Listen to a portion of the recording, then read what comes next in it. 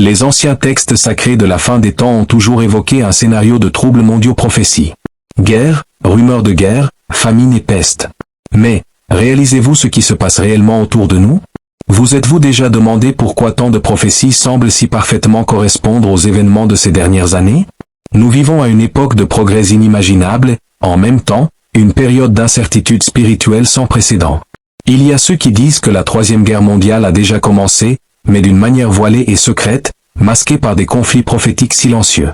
Et ce qui rend cette situation encore plus alarmante, c'est que beaucoup ne parviennent pas à voir ce qui compte vraiment. La Bible, dans sa prophétie des sagesses intemporelles, mettait déjà en garde contre tout cela. Ce ne sont pas de simples vieux mots, ce sont des avertissements clairs, des instructions précises pour quiconque veut les écouter.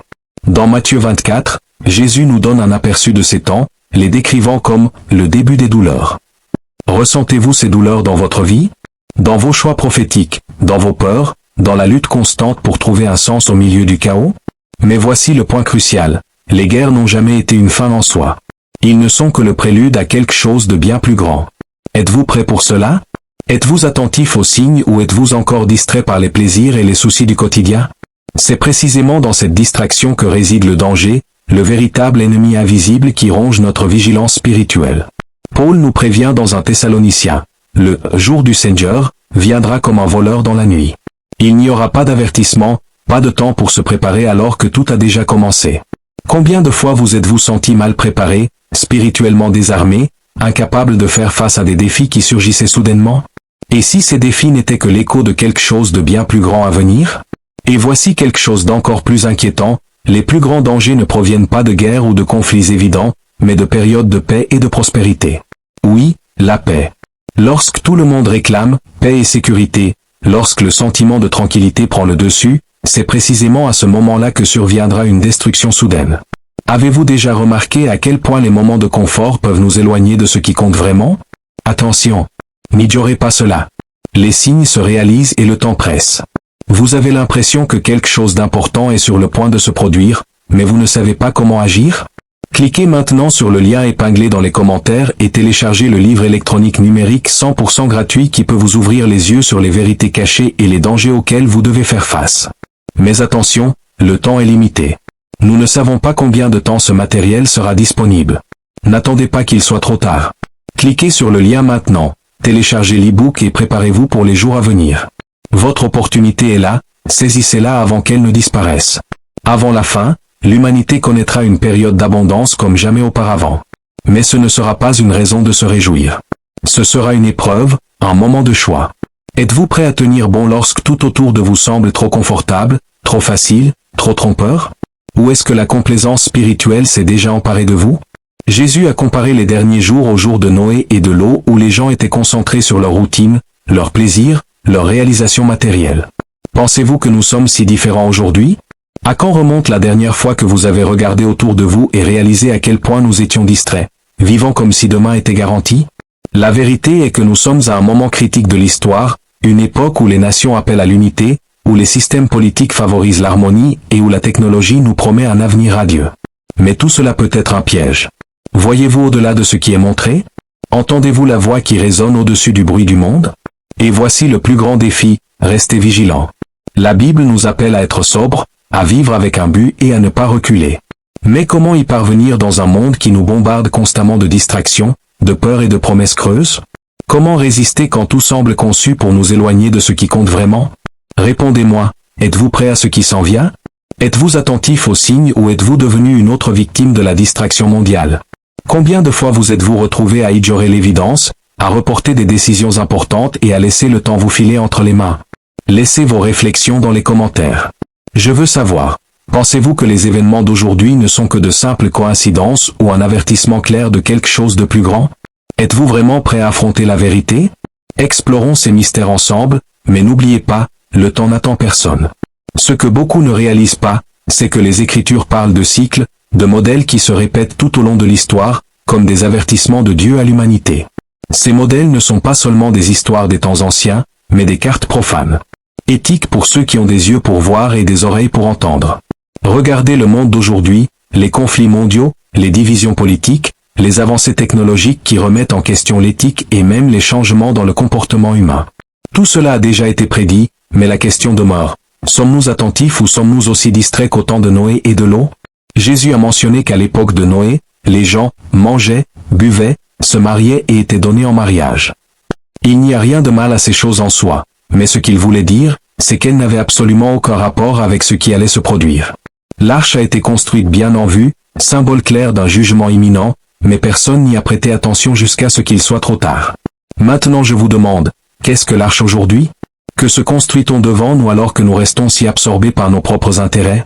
Et le plus troublant, c'est que, tout comme dans l'Antiquité, nous sommes aussi entourés de signes. Pensez aux changements climatiques extrêmes, aux pandémies qui ont paralysé le monde, à la famine qui dévaste des régions entières tandis que d'autres vivent dans la surabondance. S'agit-il simplement de coïncidence?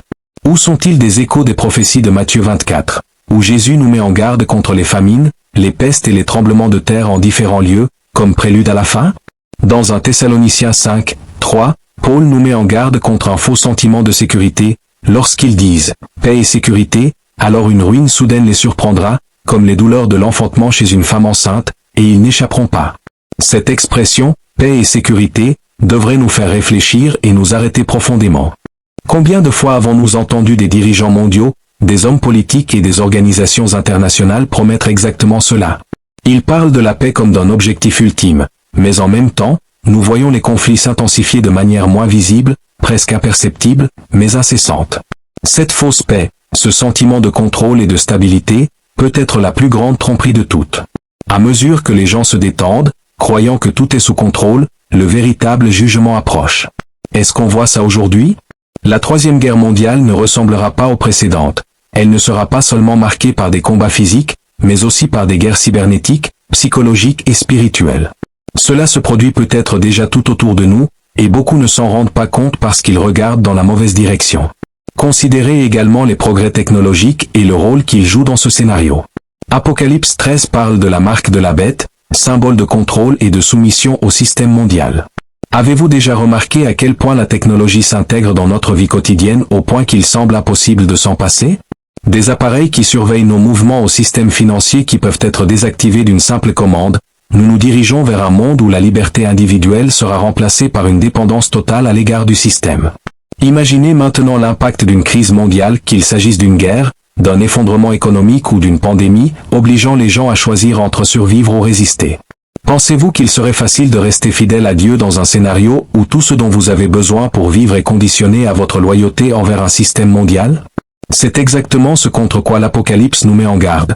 Il y aura un temps où les hommes devront choisir entre Dieu et le monde, et ce choix ne sera pas simple. Un autre aspect important est l'état spirituel de l'humanité. Dans 2 Timothée 3, 1 à 5, Paul décrit les derniers jours comme des temps difficiles, marqués par des comportements égoïstes, l'avidité, l'orgueil, le blasphème, la désobéissance aux parents, l'ingratitude, l'impiété et bien plus encore. Lisez cette liste et regardez autour de vous. Cela ne semble-t-il pas une description parfaite de ce que nous voyons aujourd'hui? L'inversion des valeurs, la recherche effrénée du plaisir, la séparation des choses spirituelles. Il n'est pas étonnant que Jésus nous ait appelés à une vigilance constante, car il est facile de se laisser engloutir par ce courant. Et il y a bien plus encore.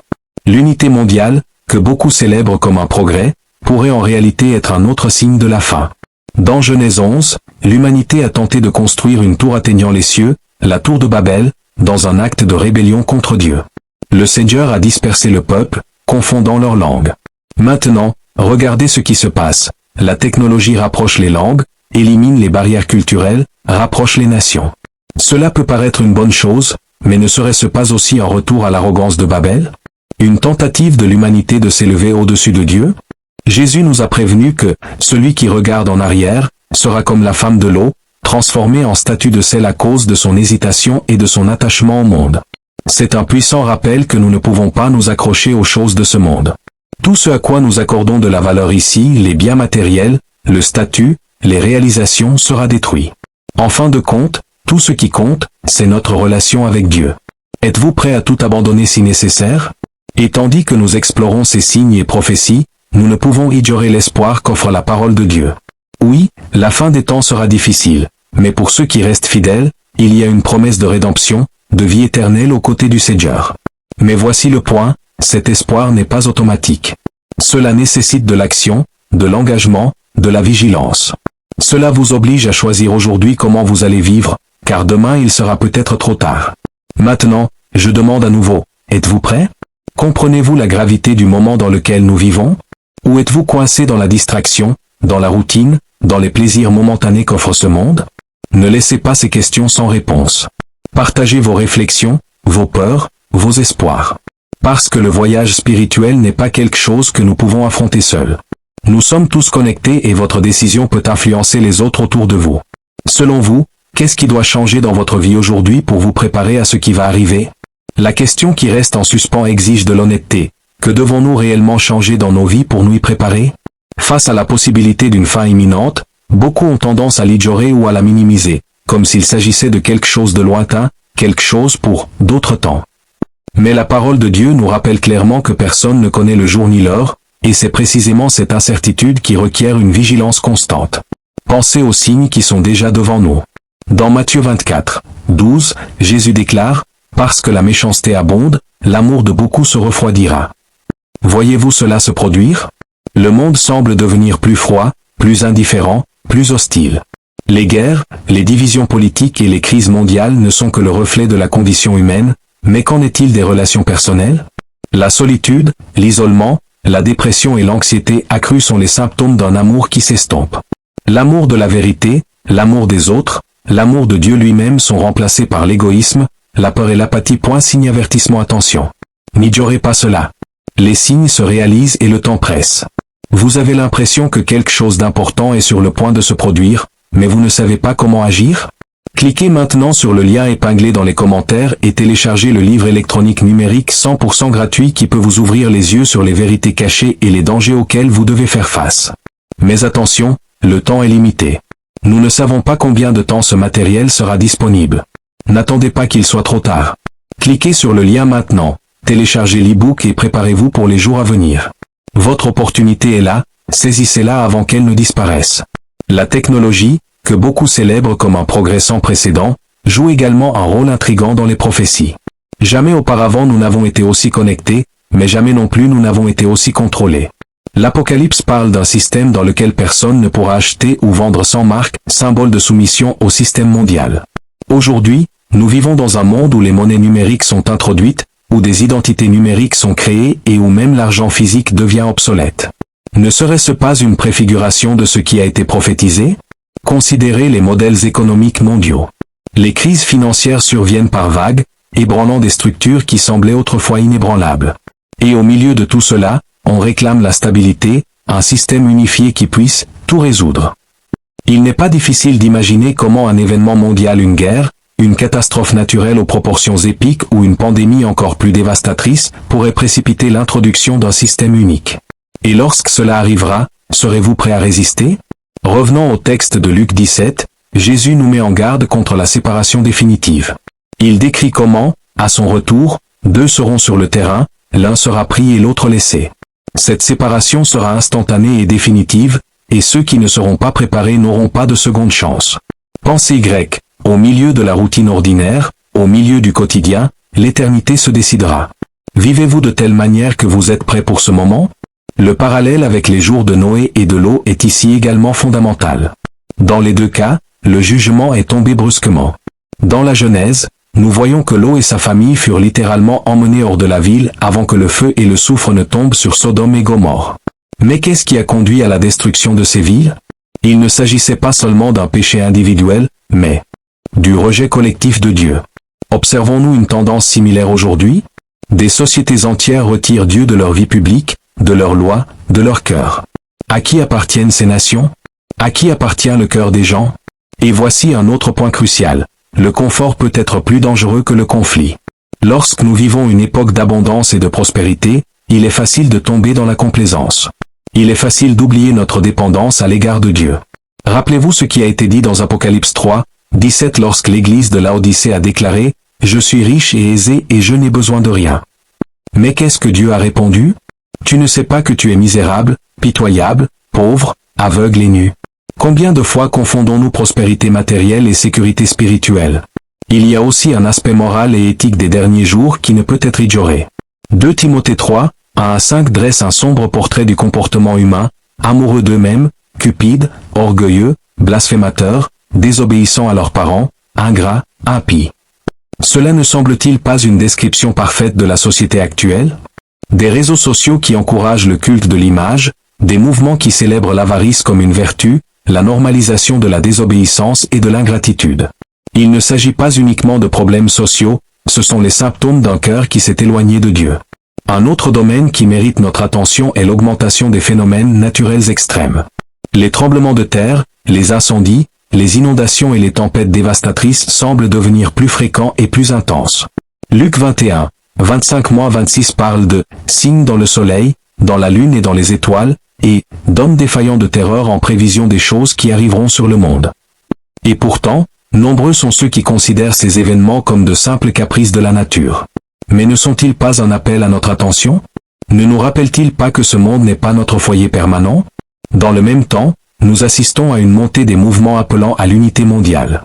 Les dirigeants politiques, religieux et sociaux parlent de plus en plus de la coopération mondiale comme de la solution aux problèmes mondiaux. Mais cette unité est-elle vraiment bénéfique? Ou s'agit-il de ce qu'Apocalypse 13 décrit comme l'émergence d'une bête, d'un système qui tentera de gouverner le monde entier sous la direction d'un seul dirigeant? Et au milieu de tout cela, comment rester ferme? Comment résister à l'attrait d'un monde qui nous offre un confort immédiat en échange de notre fidélité éternelle? La réponse est dans la parole de Dieu. Éphésiens 6, 10-18 nous appelle à revêtir toute l'armure de Dieu, la ceinture de la vérité, la cuirasse de la justice, les souliers de l'évangile de paix, le bouclier de la foi, le casque du salut et l'épée du esprit, qui est la parole de Dieu. Sans cette armure, nous serons vulnérables aux attaques ennemies. Aujourd'hui plus que jamais, nous devons ressembler au fils d'Issachar, décrit dans une chronique 12, 32, qui savait discerner les temps et ce qu'Israël devait faire. Nous devons comprendre l'époque dans laquelle nous vivons et agir en conséquence. Cela signifie être vigilant, être en prière constante et rechercher chaque jour une relation plus profonde avec Dieu.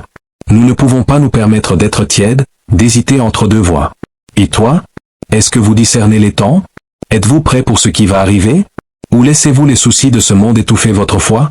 Laissez vos réponses, vos pensées et vos réflexions. Je veux entendre ce que vous avez à dire, car le temps passé et les décisions que nous prenons aujourd'hui résonneront pour l'éternité. Il y a un aspect essentiel que nous devons comprendre à propos de la fin des temps. Ce ne sont pas seulement les événements extérieurs qui doivent nous préoccuper, mais aussi l'état intérieur de notre âme. Dans Apocalypse 3, 15-16, Jésus réprimande l'église de Laodicée parce qu'elle est tiède, ni froide ni chaude, et dit quelque chose d'alarmant, « Je suis sur le point de te vomir de ma bouche ». Ce n'est pas un message juste pour cette époque, c'est un avertissement qui s'étend sur plusieurs générations. Avez-vous l'impression que votre foi est tiède? Que vous vivez sans intensité spirituelle?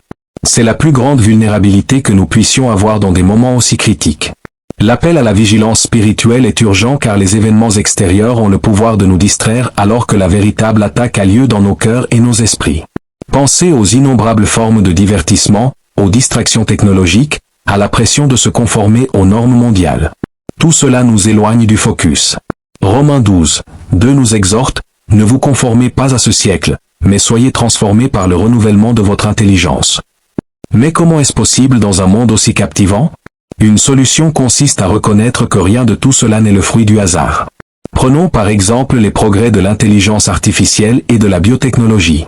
Alors que beaucoup célèbrent ces avancées comme des réalisations incroyables, avez-vous réfléchi à la manière dont elles pourraient s'aligner sur les prophéties de contrôle mondial?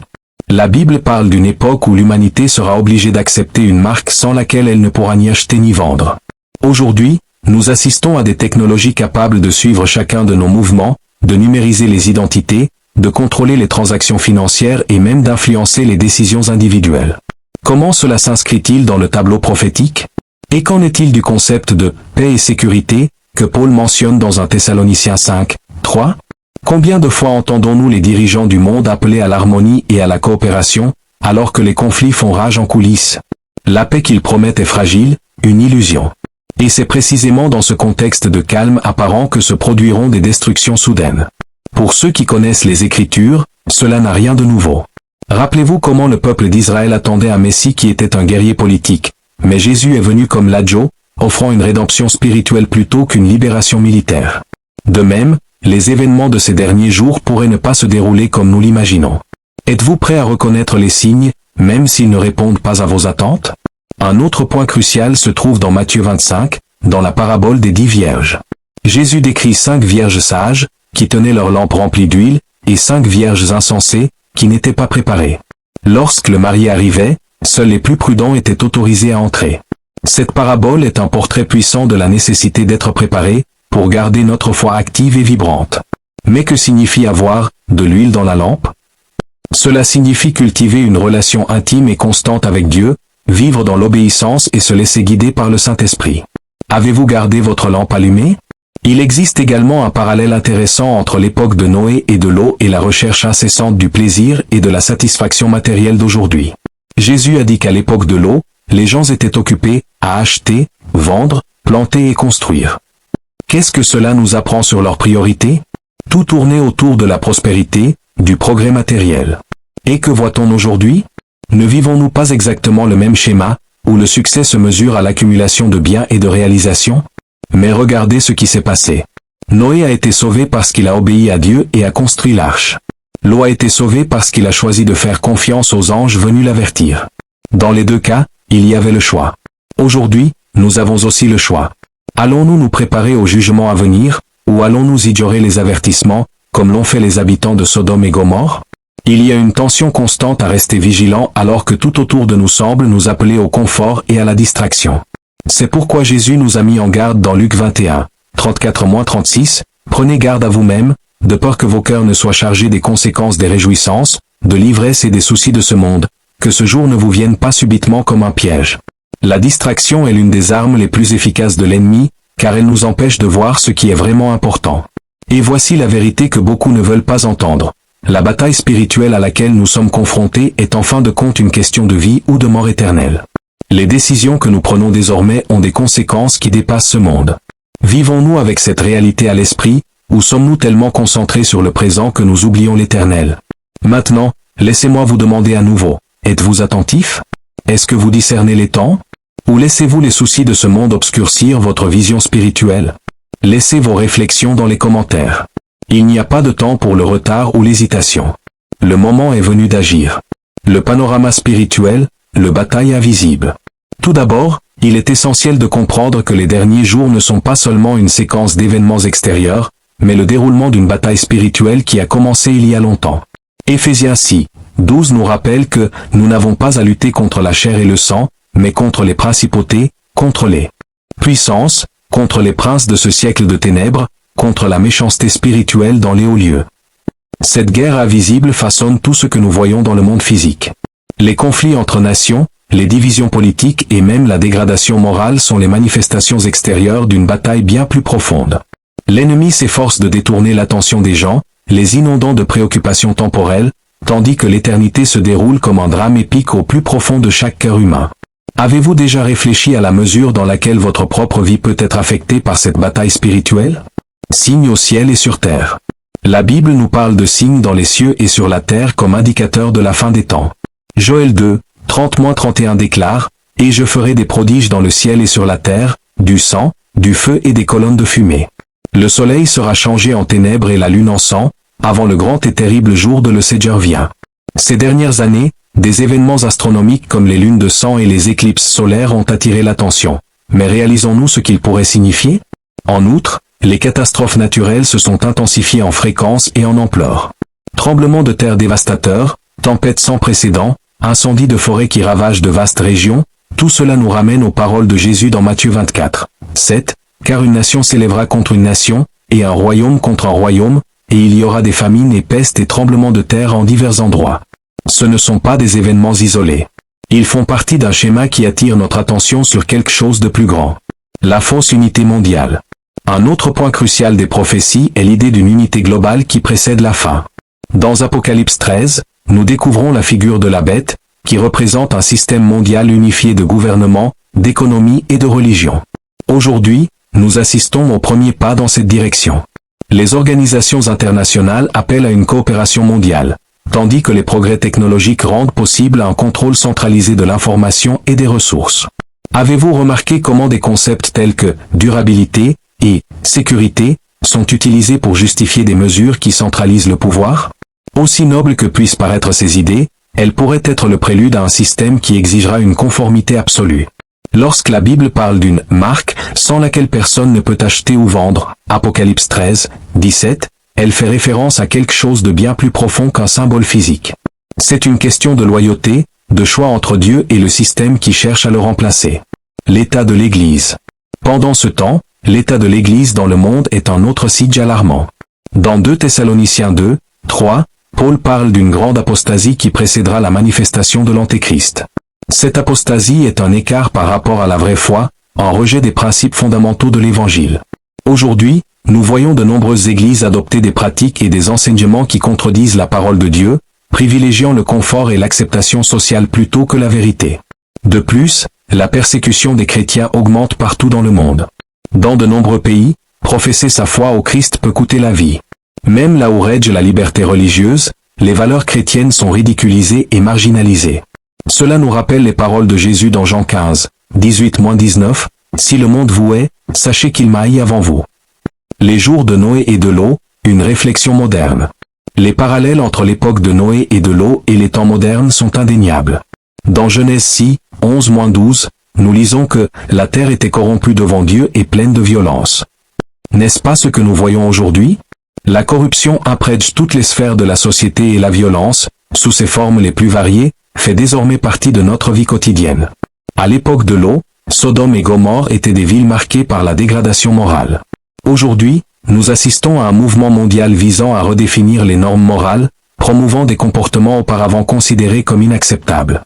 Et, tout comme à cette époque, beaucoup rejettent toute idée de jugement divin, vivant comme s'ils étaient maîtres de leur propre destin. Le rôle d'Israël dans les prophéties. Israël est l'un des plus grands marqueurs de l'horloge prophétique. En 1948, la renaissance d'Israël en tant que nation fut un événement sans précédent, accomplissant la prophétie d'Ézéchiel 37 sur la vallée des ossements desséchés. Depuis lors, Israël est au centre de l'attention mondiale, confronté à un conflit constant et servant de baromètre pour la fin des temps. Zacharie 12, 3 déclare, « En ce jour-là, je ferai de Jérusalem une pierre lourde pour tous les peuples. Tous ceux qui la soulèveront seront grièvement blessés. » La tension autour de Jérusalem et le désir de nombreux dirigeants mondiaux d'intervenir dans les affaires d'Israël sont des signes clairs que nous approchons de l'accomplissement des prophéties. Le défi de la surveillance. À la lumière de tout cela, l'appel à la vigilance de Jésus devient encore plus urgent. Il nous avertit dans Matthieu 24, 42, « Veillez donc, car vous ne savez pas quel jour votre Seigneur viendra. » Mais que signifie regarder? Cela signifie vivre dans un état constant de préparation spirituelle, sans permettre aux distractions du monde de nous éloigner de notre mission principale. Rechercher d'abord le royaume de Dieu. Et voici la grande question. Comment pouvons-nous rester vigilants dans un monde qui tente constamment de nous égarer? La réponse réside dans le fait de cultiver une relation profonde et authentique avec Dieu. Cela implique la prière quotidienne, l'étude de la parole, la communion fraternelle avec d'autres chrétiens et une vie d'obéissance. La fin comme nouveau départ. Enfin, il est important de se rappeler que la fin des temps n'est pas seulement un message de jugement, mais aussi un message d'espoir. Pour ceux qui sont en Christ, la fin de ce monde est le début de quelque chose d'infiniment plus grand, l'éternité auprès de Dieu. Apocalypse 21, 4 promet, « Et Dieu essuiera toute larme de leurs yeux, et il n'y aura plus ni mort, ni deuil, ni cri, ni douleur. » Mais cette promesse n'est pas automatique. Il faut être préparé, vivre dans la sainteté et rester concentré sur Jésus. Êtes-vous prêt pour cette rencontre? Vivez-vous comme quelqu'un qui attend avec impatience le retour de votre Seigneur? Poursuivons la réflexion et approfondissons encore davantage, en élargissant l'analyse des signes, des prophéties et du rôle que nous devons jouer dans des moments aussi critiques. Le rôle crucial du discernement spirituel. L'une des plus grandes difficultés de notre époque est de discerner la vérité parmi tant de voix qui réclament notre attention. Nous vivons à l'ère de l'information, mais aussi à l'ère de la désinformation. Ce n'est pas une coïncidence. La confusion est une arme puissante entre les mains de l'ennemi, qui est appelé dans Jean 8, 44, le père du mensonge. Il n'a pas besoin de convaincre tout le monde d'un seul gros mensonge, il suffit de jeter suffisamment de doutes pour que les gens remettent en question la vérité. Le discernement spirituel est la capacité de regarder au-delà de ce qui est visible et de voir la réalité à travers la perspective de Dieu. Comment pouvons-nous développer cela? Hébreux 5, 14 nous donne un indice. La nourriture solide est destinée aux adultes qui, grâce à un exercice constant, sont devenus capables de discerner le bien et le mal. Cela signifie que le discernement est cultivé et non acquis instantanément. Cela demande du temps, l'étude de la parole, la prière et surtout la soumission à l'Esprit Saint. Avez-vous déjà réfléchi à la manière dont les tromperies modernes peuvent nous distraire? Le divertissement, la politique, même la science et la technologie peuvent facilement devenir des idoles lorsqu'ils sont placés au-dessus de la vérité divine. Quelles sont nos priorités à notre époque? Consommons-nous des informations consciemment ou réagissons-nous simplement à ce qui nous est présenté? La persécution des chrétiens, un signe d'avertissement. Dans de nombreuses régions du monde, la persécution des chrétiens augmente à un rythme alarmant. Selon des rapports récents d'organisations comme Open Doors, des millions de chrétiens sont persécutés en raison de leur foi. Même si cela était une constante dans certains pays, nous constatons aujourd'hui une augmentation de la haine du christianisme, même dans des sociétés auparavant considérées comme libres. Ce rejet des valeurs chrétiennes est encore un autre signe des temps. Jésus nous a avertis dans Jean 15, 18-20, « Si le monde vous hait, sachez qu'il m'a haï le premier. Si vous étiez du monde, le monde aimerait les siens.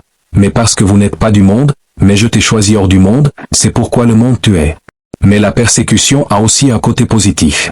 Cela purifie l'Église. En période de confort, il est facile pour le christianisme culturel d'infiltrer les communautés religieuses. Mais quand suivre Christ coûte cher, seuls ceux qui sont vraiment engagés restent fermes. Sommes-nous prêts à endurer la persécution? Si demain on nous demandait de choisir entre Christ et notre vie confortable, que choisirions-nous? Le piège du matérialisme et du confort. Un autre grand obstacle spirituel de notre époque est le matérialisme. Le monde moderne nous apprend à rechercher le confort, la stabilité financière et la sécurité comme objectifs ultimes de la vie. Mais Jésus nous a avertis dans Matthieu 6, 19-21, « Ne vous amassez pas des trésors sur la terre, où les mythes et la rouille détruisent, et où les voleurs s'introduisent et dérobent, mais amassez-vous des trésors dans le ciel. » Le matérialisme n'est pas seulement une question d'accumulation de richesses, il s'agit de savoir où nous plaçons notre confiance. En temps de crise, beaucoup découvrent que leur sécurité ne résidait pas dans de mauvaises choses, dans leur emploi, dans leur compte bancaire, dans leurs investissements. Lorsque ces choses disparaissent, seule la vérité nue demeure. Sommes-nous en train de construire notre vie sur le roc qu'est le Christ, ou sur le sable des illusions matérielles? Pensez aussi au piège du confort. En période de prospérité, il est facile de faire preuve de complaisance et de négliger la vigilance spirituelle. La Bible nous le rappelle dans Proverbe 1, 32, « La prospérité des insensés les détruira ». C'est un paradoxe souvent ignoré, le confort peut être plus dangereux pour l'âme que l'adversité. Le rôle d'Israël, l'horloge prophétique de Dieu. Nous ne pouvons ignorer le rôle central d'Israël dans le déroulement des prophéties. Depuis qu'Israël a été restauré en tant que nation en 1948, des événements importants se sont déroulés autour de ce petit territoire. La Bible est claire, Israël est l'épicentre des plans de Dieu pour la fin des temps. Dans Zacharie 12, 2-3, Dieu dit, « Voici, je ferai de Jérusalem une coupe de vertige pour tous les peuples d'alentour. En ce jour-là, je ferai de Jérusalem une pierre lourde pour tous les peuples, pour tous ceux qui la soulèveront. » Sera sérieusement frappé. Aujourd'hui, nous constatons une attention croissante à Jérusalem, non seulement comme une question politique, mais comme un point de tension spirituelle. Pensez également aux événements entourant le mont du Temple, où la construction d'un troisième temple est souvent évoquée. De nombreux érudits pensent que le temple sera reconstruit avant le retour du Christ, car il joue un rôle important dans des prophéties telles que celles de Daniel 9 et Apocalypse 11. Avez-vous déjà remarqué à quel point Jérusalem fait constamment la une des journaux, même si elle est petite et ville apparemment insignifiante au monde? L'essor des systèmes de contrôle mondiaux. Les progrès des technologies modernes créent un scénario qui, il y a des décennies, semblait impossible. Aujourd'hui, avec la numérisation des données, le développement des monnaies numériques et la création de systèmes d'intelligence artificielle, nous disposons d'outils capables de contrôler tous les aspects de la vie humaine. Apocalypse 13, 16-17 parle d'un système dans lequel personne ne pourra acheter ou vendre sans la marque de la bête. Bien que beaucoup l'interprètent comme un symbole, les progrès technologiques rendent de plus en plus possible un contrôle littéral. Les gouvernements et les entreprises expérimentent déjà des systèmes d'identification numérique, capables de suivre les mouvements et les transactions. Et qu'en est-il de l'acceptation croissante des implants biométriques? De nombreuses personnes adoptent cette technologie sans remettre en question ses implications. Que se passera-t-il lorsqu'un système mondial exigera une conformité totale pour accéder aux biens essentiels? Êtes-vous prêt à résister à cela, même si cela signifie perdre tout ce qui est cher au monde? L'appel à la sainteté et à la vigilance. Face à tout cela, l'appel à la sainteté devient plus urgent que jamais. Dans 1 Pierre 1, 16, Dieu nous rappelle, « Soyez saints, car je suis saint. » La sainteté n'est pas un idéal inaccessible, c'est une exigence pour ceux qui veulent voir Dieu. Cela signifie vivre une vie séparée du péché, axée sur sa satisfaction. Mais la sainteté n'est pas seulement une question de moralité personnelle. C'est une posture de vigilance spirituelle, d'être constamment conscient de ce qui se passe autour de nous et dans notre cœur. Dans Marc 13, 33, Jésus nous exhorte, « Soyez sur vos gardes, veillez et priez, car vous ne savez pas quand le moment viendra. » Vivez-vous avec ce sentiment d'urgence? Ou votre foi est-elle devenue une routine, sans passion ni but? Il est maintenant temps de nous réveiller, de réévaluer nos priorités et de nous engager à nouveau envers le Seigneur. Une réflexion finale, mais pas la fin. Et maintenant, une fois de plus, je vous le demande, qu'est-ce que les signes des temps disent à votre cœur? Vous sentez-vous prêt pour ce qui est à venir, ou y a-t-il des domaines de votre vie qui doivent encore être transformés? N'oubliez pas qu'il n'est pas trop tard pour chercher Dieu de tout votre cœur. Laissez vos réponses et réflexions. Votre point de vue compte et vos choix peuvent désormais résonner pour l'éternité. Ce moment de préparation est essentiel, car lorsque le Seigneur viendra, ce sera en un clin d'œil. Serez-vous prêts? Certainement. Continuons là où nous nous sommes arrêtés, en approfondissant encore plus les détails et la signification des prophéties et les défis spirituels auxquels nous sommes confrontés en ces temps. Le retour du Christ, une promesse et un défi. L'une des promesses les plus puissantes des Écritures est le retour du Christ. Dans Jean 14, 3, Jésus assure, « Et si je vais vous préparer une place, je reviendrai et je vous prendrai chez moi, afin que là où je suis, vous soyez aussi. » Cette promesse n'est pas seulement un réconfort, mais aussi un défi, car elle exige que nous vivions de telle manière que nous soyons préparés à ce retour. Mais à quoi ressemblera ce retour? Les Écritures nous en offrent un aperçu, ce sera un événement visible, glorieux et indéniable. Matthieu 24, 27 décrit, « Car, comme l'éclair vient de l'Orient et brille vers l'Occident, ainsi sera l'avènement du Fils de l'homme. » Cela signifie que ce ne sera pas quelque chose de secret ou réservé à un petit groupe. Tout le monde, sans exception, saura que le roi est de retour. Cependant, à côté de cette promesse, il y a un avertissement. Le retour du Christ sera soudain, comme un voleur qui vient la nuit, selon 1 Thessaloniciens 5, 2. Cela nous appelle à vivre avec une vigilance constante. Mais soyons honnêtes, vivons-nous comme si le Christ pouvait revenir à tout moment? Ou est-ce que nous remettons à plus tard les décisions importantes, croyant que nous avons encore le temps? Signe prophétique dans le scénario géopolitique. Les événements politiques et géopolitiques du monde moderne suggèrent également un alignement avec les prophéties bibliques. Pensez à l'instabilité croissante au Moyen-Orient, en particulier autour d'Israël. La Bible positionne clairement Israël comme le centre des événements finaux, et l'attention mondiale portée à la région le confirme. Ézéchiel 38 et 39 parlent d'une grande coalition de nations qui marcheront contre Israël, dirigée par un personnage connu sous le nom de Géogé. De nombreux chercheurs identifient ces nations avec des puissances modernes, comme la Russie, la Turquie et l'Iran. Aujourd'hui, nous voyons des alliances se former entre ces nations, avec des intérêts stratégiques et militaires qui mettent souvent Israël dans la ligne de mire. Assistons-nous au premier mouvement de cet événement prophétique? En outre, la montée des puissances mondiales cherchant à dominer le scénario politique et économique constitue un autre aspect intrigant.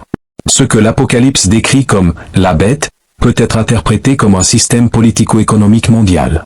L'idée de gouvernement centralisé, de monnaie numérique universelle et de réglementation mondiale devient de plus en plus plausible dans un monde en quête de solutions aux crises financières, aux changements climatiques et aux pandémies. Les temps de la tromperie, faux Christ et faux prophètes. Jésus a averti que dans les derniers jours, de faux Christ et des mensonges surgiraient. Ce sont des prophètes qui séduiraient même les élus si cela était possible, Matthieu 24, 24. C'est un signe qu'il faut observer attentivement. La tromperie spirituelle est peut-être la plus dangereuse de toutes, car elle mélange des éléments de vérité avec des mensonges subtils, déroutant même ceux qui connaissent les Écritures. Aujourd'hui, nous assistons à une montée des mouvements spirituels qui mélangent des éléments du christianisme avec des croyances étranges, promettant prospérité, pouvoir ou expérience surnaturelle en dehors du contexte biblique. Comment pouvons-nous discerner ce qui est vrai? Jean 4, 1 nous exhorte, « Bien-aimés, ne croyez pas tout esprit, mais éprouvez les esprits pour savoir s'ils sont de Dieu, car beaucoup de faux prophètes sont sortis dans le monde. » En outre, des dirigeants charismatiques, des idéologies politiques et même des célébrités se présentent comme des « sauveurs » ou des figures messianiques, promettant de résoudre les problèmes de l'humanité. Bien qu'ils ne soient pas tous littéralement de « faux Christ », ils jouent un rôle en détournant les gens de la véritable espérance qu'est le Christ. Apostasie mondiale et écart de la vérité. L'un des signes les plus inquiétants de la période récente est l'apostasie ou l'abandon de la foi. 2 Thessaloniciens 2, 3 mentionne qu'avant la manifestation de l'homme d'iniquité, souvent identifié comme l'Antéchrist, il y aura une grande apostasie. Cet écart par rapport à la vérité est visible sur plusieurs fronts. Au sein des églises, nous constatons un écart par rapport aux enseignements fondamentaux de la Bible. Les doctrines sont édulcorées ou réinterprétées pour s'aligner sur les normes culturelles. La vérité sur le péché, la repentance et la sainteté est souvent remplacée par des messages qui cherchent uniquement à plaire aux masses. En dehors de l'Église, on assiste à une montée de la laïcité et du relativisme moral. L'idée selon laquelle chacun a sa propre vérité est devenue prédominante, conduisant au rejet de la vérité absolue contenue dans la parole de Dieu. Cela confirme Romains 1, 25, qui décrit ceux qui ont échangé la vérité de Dieu contre un mensonge. La manifestation de l'Antéchrist. Peu de personnages de l'Écriture suscitent autant d'intérêt et de spéculation que l'Antéchrist. Ce personnage, mentionné dans plusieurs passages tels que 2 Thessaloniciens 2, 1-12 et Apocalypse 13, sera le leader ultime d'un système mondial de rébellion contre Dieu. Il sera un maître en tromperie, utilisant des signes et des prodiges pour convaincre beaucoup de gens de le suivre. L'Antéchrist sera également un leader politique et religieux, unissant le monde sous une fausse paix. Daniel 9, 27 suggère qu'il conclura une alliance avec Israël, seulement pour la rompre et apporter de grandes tribulations. Aujourd'hui, alors que le monde réclame des dirigeants forts et des solutions mondiales, le décor est en train d'être préparé pour l'émergence d'une telle figure. Mais comment pouvons-nous résister à la tromperie de l'Antéchrist? Apocalypse 12, 11 nous donne la clé, ils l'ont vaincu à cause du sang de l'agneau et à cause de la parole de leur témoignage. La fidélité au Christ, même face à la persécution, est ce qui nous permettra de résister. La grande tribulation, une période de jugement et d'épreuve. La période connue sous le nom de grande tribulation, décrite en détail dans Apocalypse juin 2019, sera une période de souffrance sans précédent sur terre. Jésus a prévenu dans Matthieu 24, 21, car alors il y aura une grande tribulation, telle qu'il n'y en a pas eu depuis le commencement du monde jusqu'à présent, et qu'il n'y en aura jamais. Durant cette période, nous verrons l'effusion des jugements de Dieu sur la terre, les sceaux, les trompettes et les coupes. Ces jugements incluent les guerres, les famines, les pestes, les tremblements de terre et les catastrophes cosmiques. Mais en même temps, ce sera une période de regret pour beaucoup. Il est important de se rappeler que Dieu ne veut pas que quiconque périsse, mais que chacun parvienne à la repentance. 2 Pierre 3, 9. Même pendant la tribulation, les gens auront l'occasion de se tourner vers lui. Cependant, ces opportunités auront un coût, exigeant souvent la vie même de ceux qui choisissent de suivre le Christ. Le nouvel ordre mondial et le système de marque. Le concept d'un nouvel ordre mondial, un système mondial unifié, est souvent associé aux prophéties de l'Apocalypse. La Bible décrit un scénario dans lequel tous les aspects de la vie humaine seront contrôlés, du commerce à la religion. La marque de la bête, mentionnée dans Apocalypse 13, 16 à 17, est l'un des éléments les plus controversés de ces prophéties. Bien que beaucoup tentent d'identifier la marque comme quelque chose de spécifique, une puce, un code ou une technologie, le plus important est d'en comprendre la signification spirituelle. Accepter la marque signifie rejeter la souveraineté de Dieu et se soumettre au système de l'Antéchrist. Sommes-nous prêts à vivre dans un monde où notre fidélité au Christ peut se faire au détriment de notre accès aux besoins fondamentaux? Cela nécessite une foi profonde et un engagement sans faille. La glorieuse espérance des rachetés. Même si les prophéties concernant les derniers jours sont sombres, elles ne sont pas sans espoir. Pour les rachetés, la fin de ce monde n'est que le début de quelque chose de bien plus grand. Apocalypse 21, 1 à 4 décrit la création de nouveaux cieux et d'une nouvelle terre, où Dieu essuiera toute larme de leurs yeux, et il n'y aura plus de mort, ni de deuil, ni de cri, ni de douleur, à cause des choses anciennes. Sont décédés. C'est la destination finale de ceux qui restent fidèles. Mais d'ici là, nous sommes appelés à persévérer, à proclamer l'Évangile et à vivre comme des lumières dans un monde de plus en plus sombre. Face à tout cela, la question demeure. Comment vous préparez-vous? Comment vos choix quotidiens reflètent-ils votre préparation à ce qui va arriver? Laissez vos réponses et réflexions. Votre voix compte et vos décisions d'aujourd'hui ont des conséquences éternelles. Puissions-nous ensemble rester vigilants et inébranlables, en attendant le retour glorieux de notre Seigneur et Sauveur. Le temps dont vous disposez aujourd'hui n'existera peut-être pas demain.